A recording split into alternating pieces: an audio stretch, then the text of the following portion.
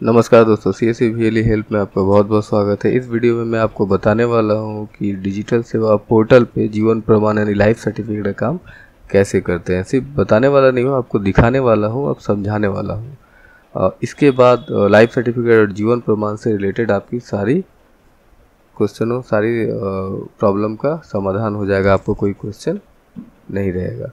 तो उससे पहले मैं बता दूं कि अगर आपने मेरे चैनल को सब्सक्राइब नहीं किया तो कृपया इस रेड बटन पर क्लिक करके मेरे चैनल को सब्सक्राइब कर ले और उसके बाद ये बेल का बटन भी दबा दें। तो इससे मैं जो भी वीडियोस लाता रहूँगा वो पहुंचती रहेगी सीधे आप तक। तो चलिए सबसे पहले हम अपना डिजिटल सेवा का पोर्टल ओपन कर लेते हैं, फिर लॉगिन कर लेते हैं उस पर।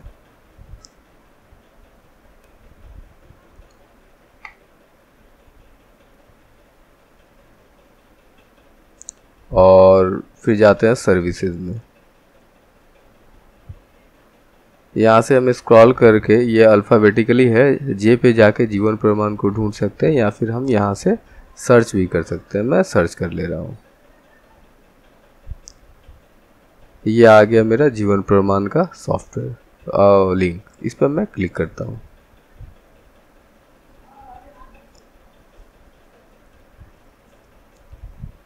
ठीक है, ये मेरा लॉगिन है। अगर लॉगिन नहीं हो तो यहाँ पे लॉगिन पे क्लिक करना है, आपको पता ही होगा। फिर यहाँ पे क्लिक करते हैं जीवन प्रमाण रजिस्ट्रेशन। यहाँ पे दो चीज़ है, एक है न्यू रजिस्ट्रेशन, सेकंड है व्यू रजिस्ट्रेशन। यहाँ से आप नया सर्टिफिकेट बनाएंगे और यहाँ से बना हुआ सर्टिफिकेट देखेंगे। तो चलिए मैं न्यू रजिस्ट्रेशन पे जाता हूँ। यहाँ पे आधार नंबर देना है, लेकिन किसका? तो पेंशनियर का, मतलब जो आपके पास लाइफ सर्टिफिकेट बनवाने आ रहा है उसका। तो मैं इसको अपना ही दे के टेस्ट करता हूँ। मैंने अपना आधार नंबर दे दिया।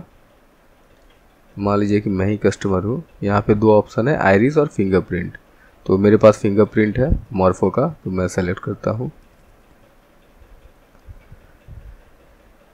ये जावा से रिलेटेड कुछ प्रॉब्लम्स है। जावा आ गया, मैं इसको अलाउ करता हूँ फर्स्ट टाइम, सेकंड टाइम भी अलाउ करता हूँ। फिर मेरे को सिक्योरिटी वार्निंग आएगा।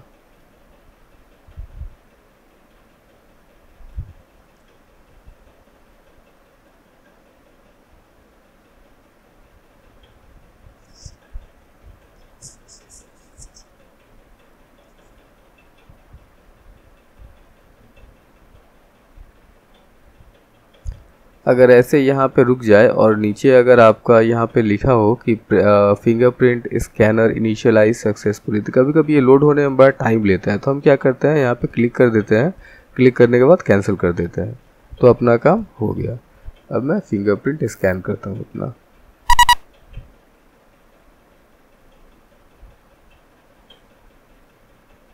ठीक है, ये मेरा सारा डिटेल्स आ गया, मेरा जो भी एड्रेस वगैरह है।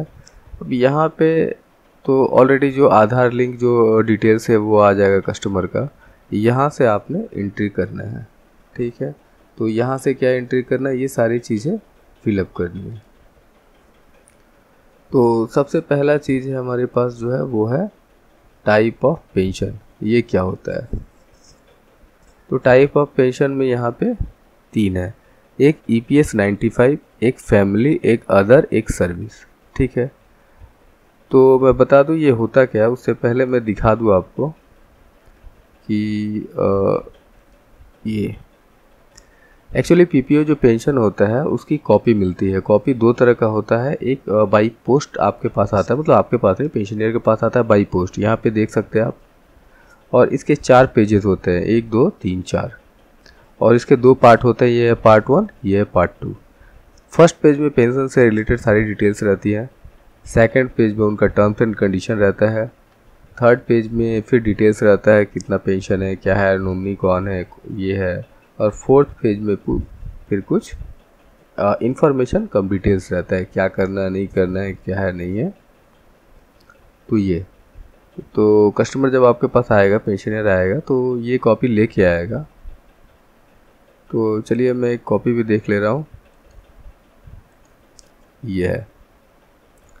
यह प्राइवेट किसी कंपनी का कॉपी है। तो जो लोग प्राइवेट कंपनी में काम करते हैं उनका भी पेंशन होता है। तो यहाँ पे देखिए लिखा हुआ है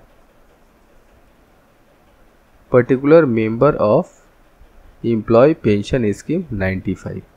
तो ये जो मेरा डॉक्यूमेंट है, इसका अगर मैं बनाऊँ, मैं अगर लाइफ सर्टिफिकेट बनाऊँ तो फिर उसका पेंशन टाइप क्या होगा, EPS 95। ठीक है। लेकिन अगर कोई बंदा डिफेंस का हो और रेलवे का हो तब उसका सर्विस हो सकता है, अगर उस पर लिखा हो तो वहाँ पे लिखा होगा। तो ये चला गया 95। अब है PPO नंबर। ये PPO नंबर क्या होता है? PPO नंबर बेसिकली ये चीज़ होता है, आप यहाँ पे देख सकते हैं लिखा हुआ है PPO नंबर। ये पहला जो लेटर होता है, 2 लेटर, ये स्टेट को रिप्रेजेंट करता है PPO में। सेकंड 3 लेटर होते हैं जो PPO के ऑफिस को रिप्रेजेंट करते हैं। PPO का ऑफिस मतलब PPO का अपना कोई ऑफिस नहीं होता, पेंशन का अपना कोई ऑफिस नहीं होता, वो PF का ऑफिस से ही ऑपरेट करते हैं। तो ये PF ऑफिस को रिप्रेजेंट करता है। इसके बाद होता है नंबर।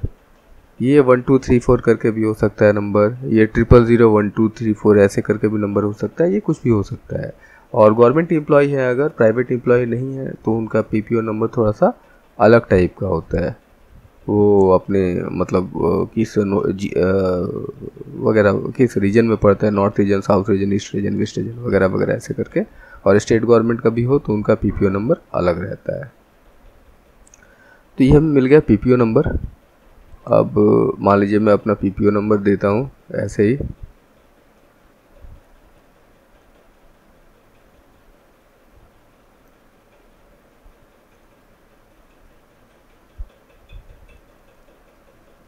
ऐसे इस टाइप का PPO नंबर रहता है। अब आता है सैंक्शन अथॉरिटी कौन है। ठीक है, यहाँ पे बहुत सारी ऑप्शन दी हुई हैं। तो जो गवर्नमेंट एम्प्लॉय होते हैं उनके अलग अलग होता है। जैसा मान लीजिए कोई रेलवे का एम्प्लॉय हो तो फिर रेलवे होगा, डिफेंस का एम्प्लॉय हो डिफेंस होगा। ठीक है, स्टेट गवर्नमेंट का एम्प्लॉय हो, अगर रिकॉग्नाइज नहीं कर पाते कि स्टेट गवर्नमेंट का किस सेक्टर से है तो वो स्टेट गवर्नमेंट होगा, और सेंट्रल गवर्नमेंट हो तो सेंट्रल गवर्नमेंट होगा। और प्राइवेट में जितने काम करते हैं, जितने प्राइवेट ऑफिस में काम करते हैं, प्राइवेट कंपनी में काम करते हैं, उन सबका EPFO होगा। EPFO मतलब PF डिपार्टमेंट से उनका पेंशन ऑपरेट होता है, इसीलिए सैंक्शन अथॉरिटी होगा EPFO। अगर उनको पेंशन में कोई दिक्कत आती है, कोई प्रॉब्लम आती है तो उनको PF ऑफिस में ही जाके कंप्लेन करना पड़ता है, या जो भी हो करना पड़ता है। तो ये चला गया। और यहाँ पे आप देख सकते हैं ऐसे कुछ डिटेल्स रहता है। यहाँ पे फैमिली मेम्बर्स की डिटेल्स रहती है, मैंने उसे हाइड कर दी है।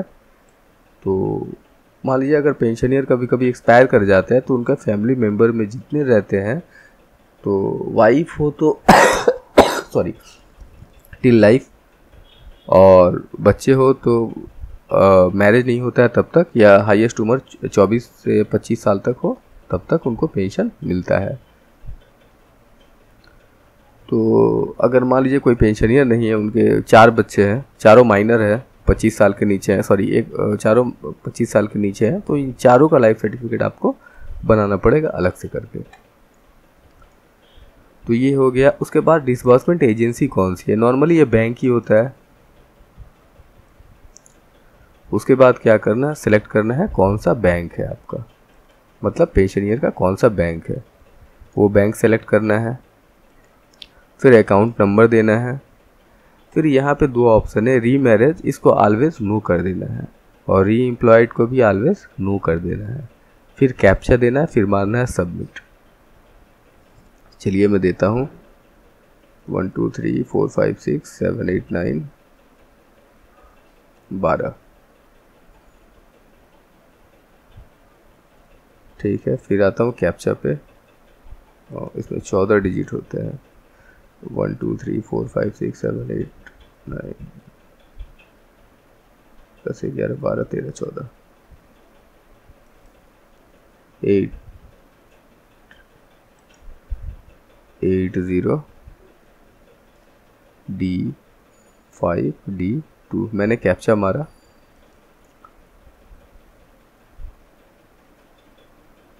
ठीक है, अब यहाँ पे 10 रुपये का आ गया पेमेंट, इसको वैलेट से पेमेंट करना है।